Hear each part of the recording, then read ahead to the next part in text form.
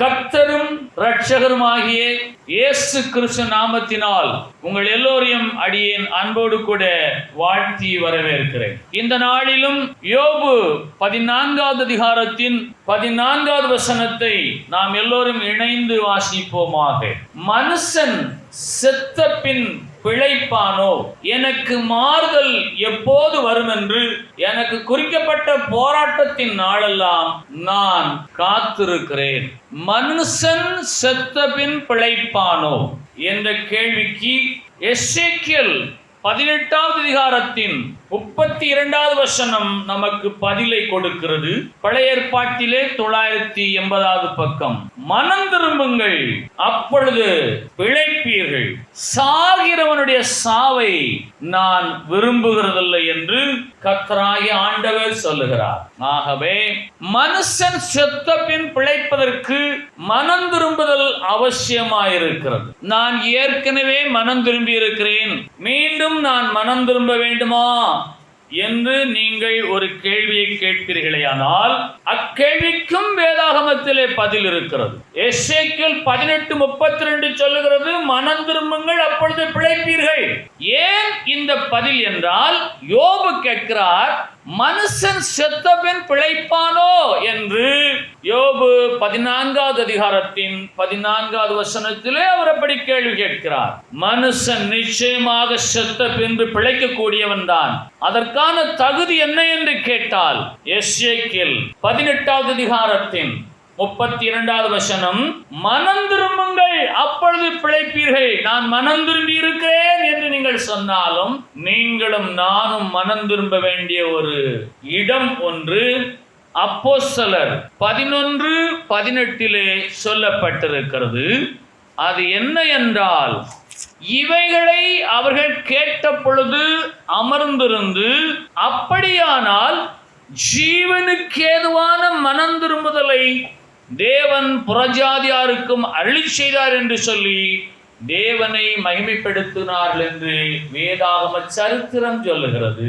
மனம் திரும்பி இருக்கிற நான் செத்த பின்பு பிழைக்கும்படியாக ஜீவனுக்கு ஏதுவான மனம் திரும்புதலை சுதந்திரித்துக் கொள்ள நான் வாஞ்சிக்க வேண்டும். கரங்களை உயர்த்தி கர்த்தரை மகிமைப்படுத்தலாமா? நான் மனம் திரும்பி இருக்கிறபடினாலே பரலோகத்தை சென்றடைய முடியாது.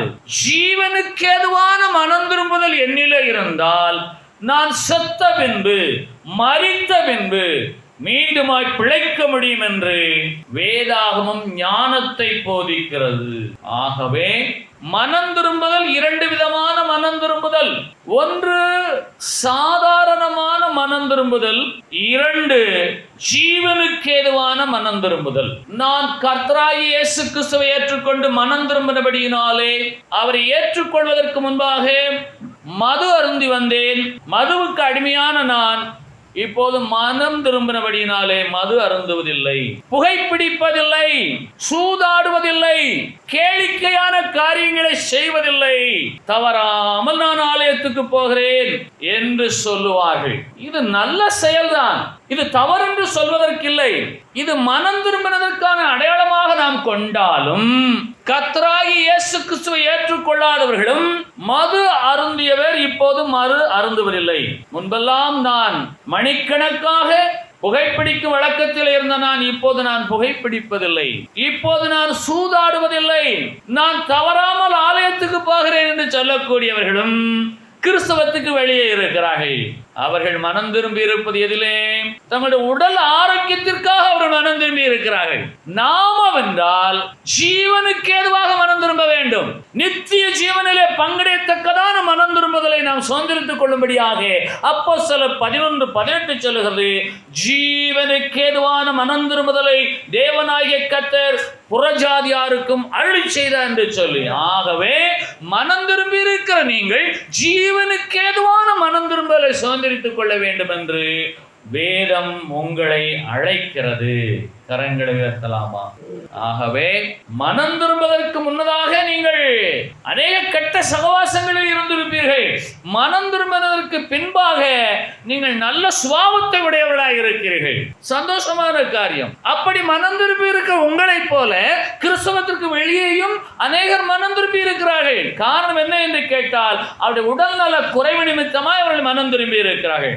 மருத்துவர் அவரை எச்சரித்தபடியினாலே அவர்கள் மனம் திரும்பி இருக்கிறார்கள். இதற்கு மேல் நீ மது அருந்தினால் நீ நிச்சயமாக மரித்து போவீர் என்று சொன்னபடியினாலே அவர்கள் அதை விட்டு விலகி இருக்கிறார்கள். புகைப்பதில்லை, குடிப்பதில்லை, சகவாசங்களை சரி செய்திருக்கிறார்கள். தங்களுடைய வாழ்க்கை சரி செய்திருக்கிறார்கள். அவர்கள் இப்போது இதுவரையிலும் கடவுளை தேடாதவர்கள் இப்போ கடவுளே கதி என்று சொல்லி அவரிடத்திலே கிடக்கிறார்கள், அவர்கள் இஷ்ட தெய்வங்களிலே. அது உலக பிரகாரமான மனம் திரும்புதல். ஆவிக்குரிய மனம் திரும்புதல் எது என்று கேட்டால், நித்திய ஜீவனுக்கு எதுவான மனம் திரும்புதலை நாம் பெற்றுக்கொள்ள வேண்டும் என்று அப்போஸ்தலர் 11:18 சொல்லுகிறது. எனக்கு நன்றாக விளங்குகிறது என்று சொல்லுகிறவர்கள் கரங்களை வைத்து கர்த்தரை மையப்படுத்தலாமா? ஆகவே நாம் குடிப்பதில்லை, ஆகவே மனம் திரும்பியவர்கள் என்று சொல்ல முடியாது. நாம் புகைப்பதில்லை, ஆகவே மனம் திரும்பியவர்கள் என்று சொல்ல முடியாது. நான் சூதாடுவதில்லை, ஆகவே மனம் திரும்பி என்று சொல்ல முடியாது. கிறிஸ்துவத்துக்கு வெளியேயும் அநேகர் மனம் திரும்பித்தான் இருக்கிறார்கள். ஆனால் அவர்கள் ஜீவனுக்கு எதுவாக மனம் திரும்புவதில்லை.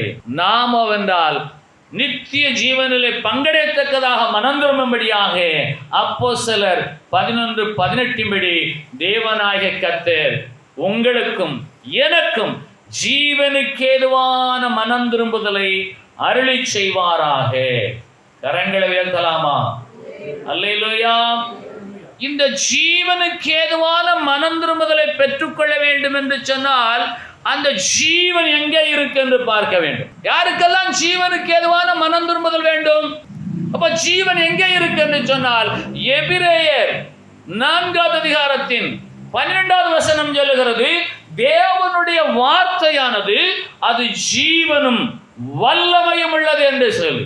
ஆகவே ஒரு மனிதனுடைய வார்த்தையிலே தான் ஜீவனும் வல்லமையும் நிரம்பி இருக்கிறது. பலவீனனா இருக்கிற ஒருவனை பார்த்து நீ நன்றாக இருக்கிறாய், உனக்கு ஒரு குறையும் இல்லை, நீ பலசாலி என்று நீங்கள் சொல்வீர்களேயானால் அவனுக்குள்ளாக ஒரு பலன் வரும். பலசாலியான ஒருவனை பார்த்து நீ பலவீனனை போல காணப்படுகிறாய், உன் நிலை சரியில்லை என்று சொன்னால் அந்த வார்த்தையினாலே அவன் பலவீனனாகி போக வாய்ப்பு உண்டு. வார்த்தையிலே தான் ஜீவன் இருக்கிறது, வார்த்தையிலே தான் வல்லமை இருக்கிறது. ஆகவே ஜீவனுக்கு ஏதுவான மனம் திரும்புதலை நீங்கள் சுதந்திரிக்க வேண்டுமே ஆனால் தேவனுடைய வார்த்தைக்கு நீங்கள் என்ன செய்ய வேணும்? உங்களுடைய இருதயத்தில் இடம் கொடுக்க வேண்டும். ஜீவனுக்கு ஏதுவான மனம் திரும்புதலை சுதந்திரித்துக் கொள்ள தேவனுடைய வார்த்தையே நமக்கு ஜீவனும் வல்லமை உள்ளதாக இருக்கிறபடினாலே நீங்கள் தேவனுடைய வார்த்தைக்கு உங்களை நீங்களே ஒப்புக் கொடுக்க வேண்டும். ஆனபடியினாலே நீதிமொழிகள் 15:31 சொல்லுகிறது, ஜீவனுக்கு ஏதுவான கடிந்து கொள்ளுதலை ஏற்றுக்கொள்ளும் காது ஞானிகளிடத்திலே தங்கும். ஜீவனுக்கு ஏதுவான மனம் திரும்புதலை சுதந்திரிக்க வாஞ்சிக்கிறவர்கள் ஜீவனுக்கு ஏதுவான கடிந்து கொள்ளுதலை, ஜீவனுக்கு ஏதுவான கடிந்து கொள்ளக்கூடிய வேத வசனத்தை, தேவனுடைய வார்த்தையை ஏற்றுக்கொள்ள தயாராக வேண்டும், ஆயத்தப்பட வேண்டும். யாருக்கெல்லாம் விளங்குகிறது? ஆகவே மனம் திரும்புங்கள், அப்பொழுது பிழைப்பீர்கள். எப்படிப்பட்ட மனம் திரும்புதல் இருந்தால் நீங்கள் பிழைப்பீர்கள்? மனிதன் செத்தபின் பிழைப்பானோ? நிச்சயமாக பிழைப்பார். எப்படிப்பட்ட மனம் திரும்புதல் இருந்தால் அவன் பிழைப்பான் என்று சொன்னால், ஜீவனுக்கு ஏதுவான மனம் திரும்புதலை பெற்றிருந்தால் அவன் செத்த பின்பு நிச்சயமாக பிழைப்பான். அந்த ஜீவனுக்கு ஏதுவான மனம் திரும்புதலை சுதந்திரித்துக் கொள்ள நான் என்ன செய்ய வேண்டும் என்று கேட்டால், எபிரேயர் 4:12 சொல்லுகிறது, தேவனுடைய வார்த்தை ஜீவனும் வல்லமையும் உள்ளது என்று சொல். கர்த்தருடைய வார்த்தையிலே ஜீவன் இருக்கிறது. வேதம் சொல்லுகிறது, மரணமும் ஜீவனும் நாவின் அதிகாரத்தில் இருக்கிறது என்று சொல். அந்த நாவின் வார்த்தையிலே தேவனாகிய கர்த்தர் சொன்ன வார்த்தையிலே, தேவனுடைய வார்த்தையிலே ஜீவன் இருக்கிறது என்று சொன்னால், தேவனாகிய கர்த்தர் வார்த்தையினாலே எல்லாவற்றையும் சிருஷ்டித்தார். வார்த்தையினாலே எல்லாவற்றையும் சிருஷ்டித்தார் என்று சொன்னால், உண்டாக கடவுள் என்று சொன்னார், உண்டானது. அதிலே ஜீவனும் வல்லமையும் உண்டானது. அவருடைய வார்த்தையினாலே உண்டாக்கப்பட்ட எல்லாவற்றிலும் ஜீவனும் வல்லமையும் இருக்கிறது. ஆகவே சிருஷ்டிப்பின் சரித்திரத்தை நீங்கள் வாசித்து பார்க்கையிலே, வெளிச்சம் உண்டாக கடவுள் என்று சொன்னார், வெளிச்சம் உண்டானது. அந்த வெளிச்சத்தின் ஜீவனும் வல்லமையும் இன்று வரையிலும் அதிலே தங்கி இருக்கிறது. மரம் செடி கொடிகள் உண்டாக கடவுள் என்று சொன்னார், அதிலே ஜீவனும் வல்லமையும் இன்றைக்கும் தங்கி இருக்கிறது. ஆகவே தேவனுடைய வார்த்தையின் ஜீவனும் வல்லமையும் இன்றைக்கு நம்மை சுற்றிலும் நிரம்பி இருக்கிறது. ஜீவனுக்கு ஏதுவான மனம் திரும்புதலை விரும்புகிறவர்கள் தேவனுடைய வார்த்தையாகிய ஜீவனையும் வல்லமையும் சுதந்திரித்துக் கொள்ளத்தக்கதாக ஜீவனுக்கு ஏதுவான கடிந்து கொள்ளுதலை ஏற்றுக்கொள்ளக்கூடிய காதுகளை உடையவர்களாய் காணப்பட வேண்டும். கடிந்து சொல்லக்கூடிய வார்த்தைகளை ஜனங்கள் ஏற்றுக்கொள்ள ஆயத்தமாயில்லை. ஆசீர்வாதமான வார்த்தைகளை சொன்னால் ஏற்றுக்கொள்ள ஆயத்தமாய் இருக்கிறார்கள். ஆகவே நீதிமொழிகள் 15:31 சொல்லுகிறது, ஜீவனுக்கு ஏதுவான கடிந்து கொள்ளுதலை ஏற்றுக்கொள்ளும் காது ஞானிகளிடத்திலே தங்கும். நீங்கள் ஜீவனுக்கு ஏதுவான கடிந்து கொள்ளுதலை ஏற்றுக்கொள்ளும் போது நீங்கள் ஞானிகளாக ஆசீர்வதிக்கப்படுகிறீர்கள். நீங்கள் ஞானிகள் ஆகிறீர்கள்.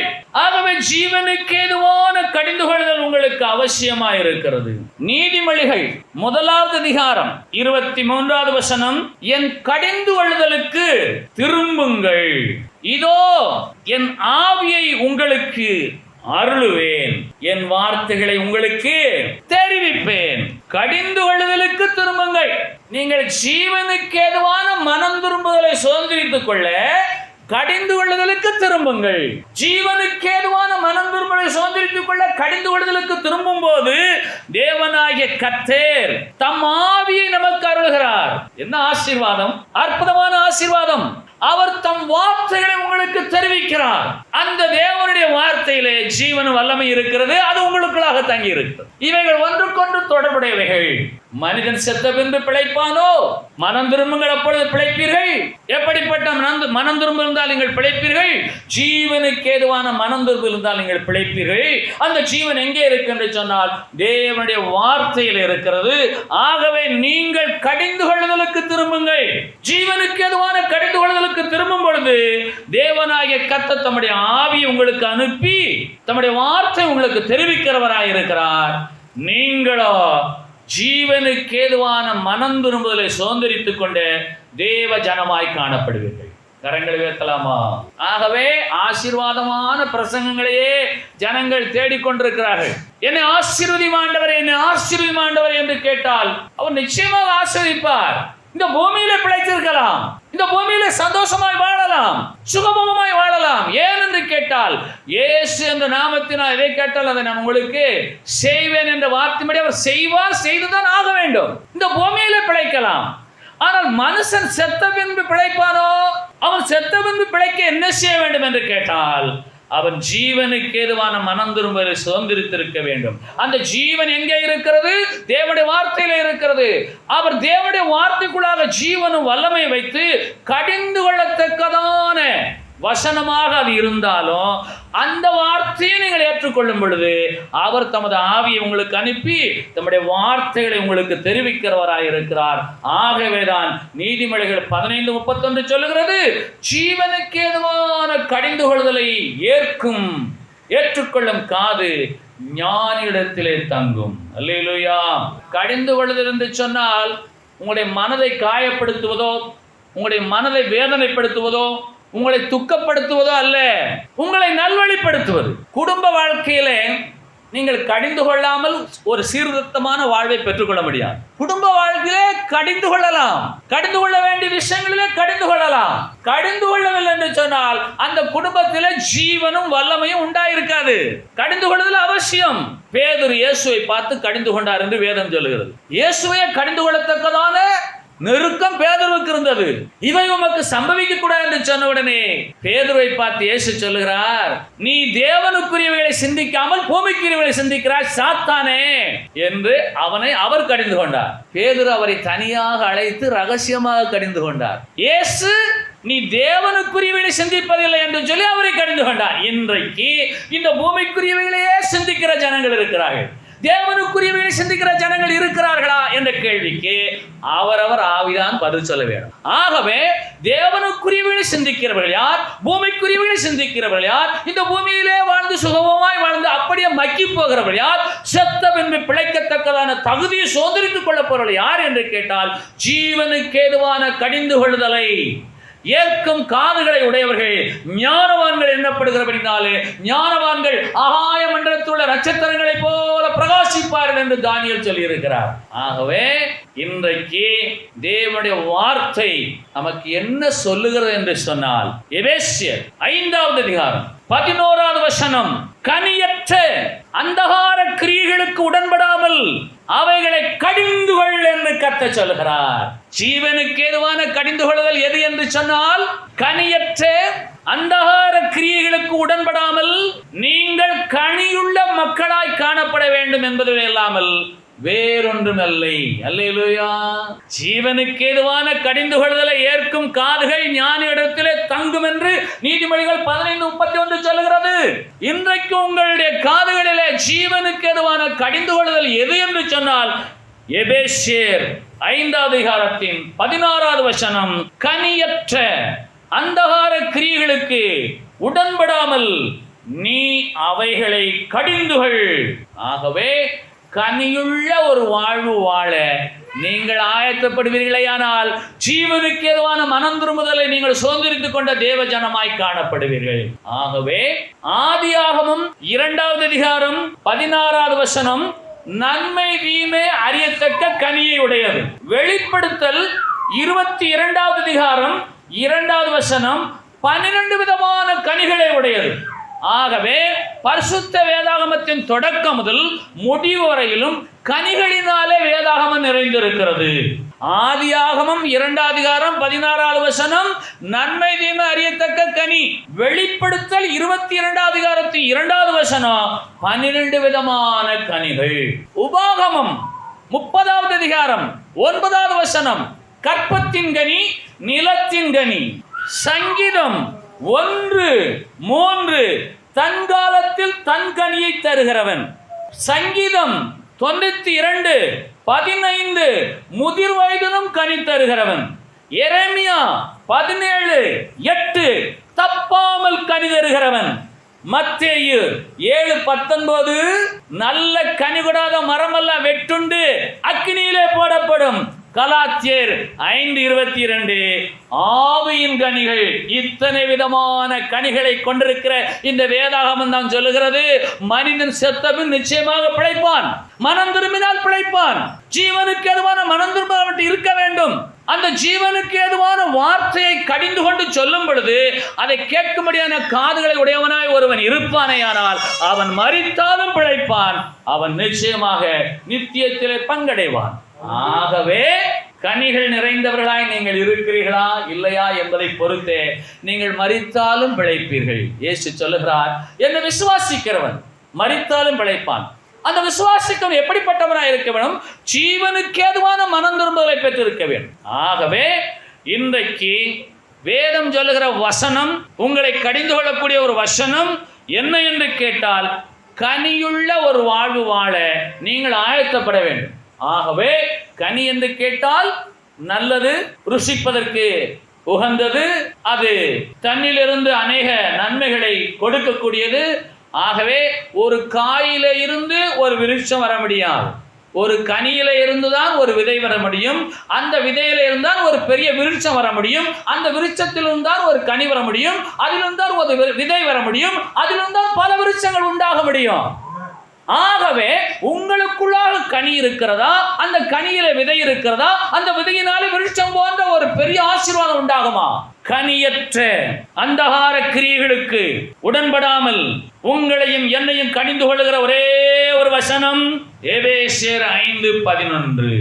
ஆகவே சங்கீதம் 92:15 சொல்லுகிறது, அவர்கள் முதிர் வயதிலும் கனி தந்து பசுமையும் புஷ்டியுமாயிருப்பார். எரேமியா 17:8 சொல்லுகிறது, மழை தாழ்ச்சியான வருஷத்தில் உஷ்ணம் வருகிறதை காணாமல் அவன் தப்பாமல் கனி கொடுக்கிற மரத்தை போல் இருப்பார். எப்படிப்பட்ட ஆசீர்வாதம்! ஆகவே ஒரு கனியுள்ள கிறிஸ்தவ வாழ்வு வாழ நீங்கள் ஆயத்தப்படுவீர்களே ஆனால், மரணத்துக்கு ஏதுவான சூழ்நிலைகள் உங்களது பூமியிலே உண்டானாலும் அது உங்களை மேற்கொள்ளாமல் நீங்கள் நிச்சயமாய் பிழைப்பீர்கள். ஆகவே மேம்போக்கான மனம் திரும்புதல் நமக்கு ஆசீர்வாதத்தை கொண்டு வர வாய்ப்பில்லை. ஜீவனுக்கு ஏதுவான மனம் திரும்புதலை உடையவர்களாய் காணப்பட வேண்டும். அல்லேலூயா. ஜீவனுக்கு ஏதுவான மனம் திரும்புதலை உடையவர்களாய் காணப்பட வேதம் நம்மை அழைக்கிறது. ஆகவே லூக்கா 13:5 இயேசு சொல்லுகிறார், நீங்கள் மனம் திரும்பாமல் போனால் எல்லாரும் அப்படியே கெட்டு போவீர்கள். மனுஷன் மரித்த பின்பு செத்த பின்பு பிழைப்பானோ? மனம் திரும்பாமல் போனால், ஜீவனுக்கு எதுவான மனம் திரும்ப அடையாமல் போனால் அவன் பிழைக்கப் போவதில்லை, அப்படியே கெட்டு போவீர்கள். மத்தேயு 18:14 இந்த சிறியரில் ஒருவனாயிலும் கெட்டு போவது பரலோகத்தில் இருக்கிற உங்கள் பிதாவின் சித்தமே அல்ல. ஆனபடியினாலே இயேசுவாகிய தமது குமாரனை அனுப்பி நம்மை தம்முடைய இரத்தத்தினாலே கிரயமாய் கொண்டு மனம் திரும்பும்படியான ஆவியை கொடுத்து கிருபையாய் நம்மை ரட்சித்திருக்கிறார். நாம் கிருபையாய் வாழ்ந்து கொண்டிருக்கிறோம். நாமென்றால் பெற்றுக்கொண்ட ரட்சிப்பையும் அந்த மனம் திரும்பலும் உடையவர்களாய் இருந்து ஜீவனுக்கு ஏதுவான மனம் திரும்புதலை சுதந்திரித்துக் கொள்ள ஒவ்வொரு இமைப்பொழுதும் ஆயத்தப்பட வேண்டும். அந்த ஜீவனுக்கு ஏதுவான மனம் திரும்புதல் எங்கே இருக்கு என்று சொன்னால், கனியுள்ள ஒரு வாழ்விலே இருக்கு. உங்களுடைய வாழ்விலே கனிகள் நிறைந்து காணப்படுமா? இயேசு கிறிஸ்து மிகவும் பசியா இருந்தார். ஒரு மரத்தை பார்த்தார், அதிலே கனிகள் இருக்குமோ என்று தேடினார். கனி தர வேண்டிய அந்த மரம் கனி கொடுக்கவில்லை. ஆகவே அந்த மரத்தை என்ன செய்தார் என்று உங்களுக்கு தெரியும், அது பட்டு போயிற்று.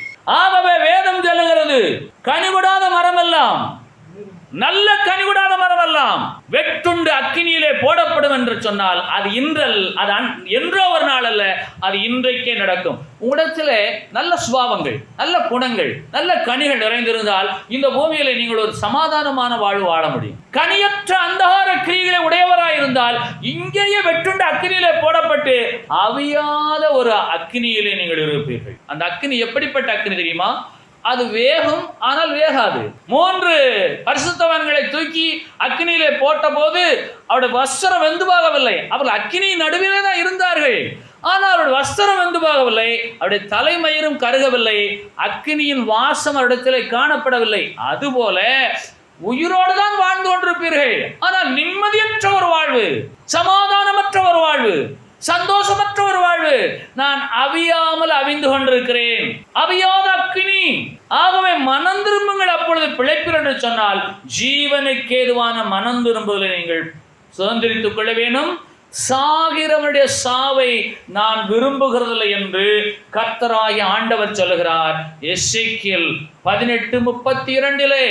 ஆகவே மனம் திரும்பி இருந்தும் நீங்கள் சாகிறீர்கள் என்று சொன்னால், நீங்கள் சாகிறதை அவர் விரும்பவில்லை. நீங்கள் ஜீவனுக்கு ஏதுவான மனம் திரும்பலை சுதந்திரித்துக் கொள்ள வேண்டும் என்று சொல்லி கர்த்தர் இயேசு இந்த வருஷத்தின் 6வது மாதத்தின் 2வது நாளிலே வேத வசனத்தின் மூலமாக உங்களை கடிந்து கொள்ளுகிறார். எபேசியர் 5:11 கனியற்ற அந்தகார கிரியைகளுக்கு உடன்படாமல் உங்களை கடிந்து கொள்ளும்படியாக ஊழியக்காரனுக்கு ஆலோசனை சொல்லுங்கள். ஆகவே கடிந்து கொள்ளுதலுக்கு திரும்புங்கள். நீதிமொழிகள் 1வது அதிகாரம் 23வது வசனம், கடிந்து கொள்ளுதலுக்கு திரும்புங்கள், அப்பொழுது பிழைப்பீர்கள். என் ஆவி உங்களுக்கு அருளுவேன், என் வார்த்தைகள் உங்களுக்கு தெரிவிப்பேன். என் ஆவி, என் வார்த்தை ஜீவனும் வல்லமையும் உள்ளதாய் இருக்கிறபடினாலே நீங்கள் ஜீவனுக்கு ஏதுவான கடிந்து கொள்ளுதலை ஏற்றுக்கொள்ளும் காதுகளை உடையவர்களாய் கடிந்து கொள்ளுதலுக்கு திரும்புங்கள். அப்பொழுது ஜீவனுக்கு ஏதுவான மனம் திரும்புதலை சுதந்திரித்துக் கொண்ட தேவ ஜனமாயிருப்பீர்கள். அல்லேலூயா. ஆகவே இன்றைக்கு உங்களுக்கும் எனக்கும் சொல்லப்படுகிற கடிந்து கொள்ளக்கூடிய ஒரே ஒரு வசனம் எபேசியர் 5:11 கனியற்ற அந்தகார கிரியைகளுக்கு உடன்படாமல் அவைகளை கடிந்துகள் என்று தம்முடைய ஊழியனுக்கு எழுதியிருக்கிற வசனத்தின்படி நீங்கள் கனியுள்ள ஒரு வாழ்வுக்கு மனம் திரும்ப வேதம் உங்களை எச்சரிக்கிறது. அல்லேலூயா. நீதிமொழிகள் 19வது அதிகாரம் 23வது வசனம், கர்த்தருக்கு பயப்படுதல் ஜீவனுக்கு ஏதுவானது, அதை அடைந்தவன் திருப்தி அடைந்து நிலைத்திருப்பான் இங்கேயும் அங்கேயும். அல்லேலூயா. ஆகவே ஜீவனுக்கு ஏதுவான மனம் திரும்புதல், ஜீவனுக்கு ஏதுவான கர்த்தருக்கு பயப்படுகிற பயம், இதை அடைந்தவர்கள் திருப்தி அடைந்து நிலைத்திருப்பார்கள். ஏன் என்று கேட்டால், ஜீவனுக்கு ஏதுவான காதுகள் ஆதாமிடத்திலே ஏவாளிடத்திலே இல்லாமல் போனது. ஜீவனுக்கு ஏதுவான கர்த்தருக்கு பயப்படுதல் ஆதாமிடத்திலே ஏவாளிடத்திலே இல்லாமல் போனது. அந்தகார கிரியைகளுக்கு உட்பட்டு தோட்டத்தின் நடுமரத்தின் கனியை புசித்தபடியினாலே அவர்கள் நித்திய ஜீவனை இழந்தார்கள். எனவே தோட்டத்தின் நடுமரத்தின் கனியினாலே உண்டான சாபத்தை மாற்றும்படியாக உலகத்தின் மத்தியிலே சிலுவை மரத்திலே ஜீவ கனியாக இயேசு தொங்கினார். ஆகவே 12 விதமான விருட்சங்களின் கனி பரலோகத்தில் உங்களுக்கு வைக்கப்பட்டிருக்கிறது. தோட்டத்தின் நடுமரத்தின் கனியை புசித்து வீழ்ந்து போனவர்கள், ஜீவனுக்கு ஏதுவான மனம் திரும்புதலை சோர்ந்திருக்கிறவர்கள் 12 விதமான ஜீவ விருட்சத்தின் கனியை பரலோகத்தில் புசிப்பார்கள் என்று வெளிப்படுத்தல் 22:2 சொல்லுகிறது. ஆகவே நாம் என்ன செய்ய வேண்டும்? ஒவ்வொரு நிமிடமும் கர்த்தருக்கு பயந்து காரியங்களை செய்ய வேண்டும். அதைத்தான் வேதம் சொல்லுகிறது. அந்தகார கிரியைகளுக்கு உடன்படாமல் அவர்களை கடிந்துகள், கர்த்தருக்கு பயப்படுகிற ஒரு ஜீவனுக்கு ஏதுவான மனந்திரும்ப உடையவர்களாக அவர்கள் காணப்படுவார்களே, ஆனால் அவர்கள் இங்கேயும் திருப்தி அடைந்து அங்கேயும் திருப்தி அடைந்து என்றென்றைக்கு நிலைத்திருப்பார்கள் என்று வேதம் நமக்கு ஆசீர்வாதத்தை கூறுகிறது. வழக்கத்தின்படியே நான் கேட்கிறேன், நான் என்ன செய்யட்டும் என்று நீங்கள் கேட்டால், உங்களுடைய மனம் திரும்புதல் நல்லது, நீங்கள் மனம் திரும்பிய பிள்ளைகள் தான். ஆனால் ஜீவனுக்கு ஏதுவான மனம் திரும்புதல் எவ்வளவாய் உங்களுக்குள்ளாக இருக்கிறது என்பதை நீங்களே ஆராய்ந்து பார்த்து எந்தெந்த இடங்களிலெல்லாம் கனியுள்ள வாழ்வு நீங்கள் வாழ வேண்டுமோ அதற்கு உங்களை நீங்களே ஆயத்தப்படுத்த வேண்டும். ஆகவே வேதம் சொல்லுகிறது, அவனவன் கட்டாயமாயும் அல்ல விசனமாயும் அல்ல உற்சாகமாய் கொடுக்கிற இடத்தில் தேவனாகிய கர்த்தர் பிரியம் கொள்கிறவராய் இருக்கிறார். உங்களை நான் கட்டாயப்படுத்த முடியாது, உங்களை யாரும் கட்டாயப்படுத்த போவதே இல்லை. எபேசியர் 5வது அதிகாரத்தின் 11வது வசனத்தின்படி கனியுள்ள வாழ்வு நான் வாழ்வேன், கனியற்ற அந்தகார கிரியைகளுக்கு விலகிக் கொள்வேன். நீதிமொழிகள் 19:23 சொல்கிற பிரகாரமாக கர்த்தருக்கு பயந்து ஜீவனுக்கு ஏதுவான ஒரு மனம் திரும்புதலை நான் சுதந்திரிப்பேன் என்று சொல்லி நீங்களாகவே ஆயத்தப்படுவீர்களேயானால் நீங்கள் மரித்தாலும் பிழைப்பீர்கள். யோபு கேட்கிறாரே, யோபு 14:14 மனுஷன் செத்தபின் பிழைப்பானோ? அன்றைக்கு இயேசு இல்லை, யோபுவின் காலத்தில் இயேசு இல்லை. ஆகவே யோபுவுக்கு அப்படிப்பட்ட ஒரு சந்தேகம் இருந்தது. இன்றைக்கு கர்த்தராகிய இயேசு நமக்கு கொடுக்கப்பட்டிருக்கிறார். இயேசு தான் சொல்லுகிறார், என்ன விசுவாசிக்கிறவன் மரித்தாலும் பிழைப்பான். அவரை விசுவாசிக்கிறவர்கள் மனம் திரும்பினவர்கள், அந்த அவரை விசுவாசித்து மனம் திரும்பினவர்கள் ஜீவனுக்கேதுவான மனம் திரும்பலை சுதந்திரித்துக் கொள்ளத்தக்கதாக ஜீவனுக்கேதுவான கடிந்து கொள்ளுதலை கேட்கும் காதுகளை உடையவர்களாயிருந்து எபேசியர் 5:11 நீதிமொழிகள் 19:23 உங்களை நீங்களே ஒப்புக் கொடுத்தால் நீங்கள் மரித்தாலும் பிழைப்பீர்கள், ஆசீர்வாதமாய் இந்த பூமியிலே திருப்தி அடைந்து நிலைத்திருப்பீர்கள். எல்லாருமாய் முழங்கால் பிடியும்.